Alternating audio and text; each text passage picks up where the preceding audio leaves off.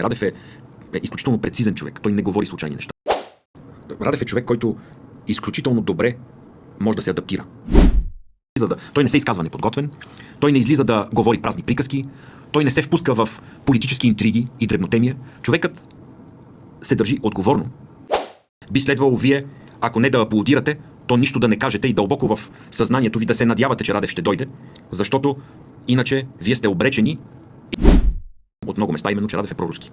Това е абсолютно несъстоятелно твърдение. И понеже знам, че когато президентът, за разлика от много други, каже нещо, той е премислил 5 пъти преди да го каже. Аз смятам, че той трябва да се фърли сега. То е абсолютно задължително, но това е мое желание на един анализатор. Но аз като анализатор смятам, че българите имат огромно не само желание, необходимост да видят нов играч на терена. Този нов играч не може да бъде друг освен Радев.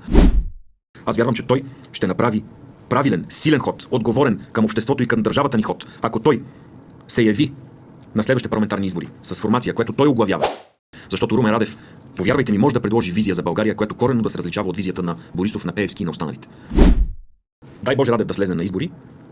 Ще имаме възможност да говорим кой е проруски, кой не е проруски, кой защитава българския национален интерес, кой е правилно калкулирал ходът на събитията, на историята и кой е бил прав тогава, когато 2022 година войната започна.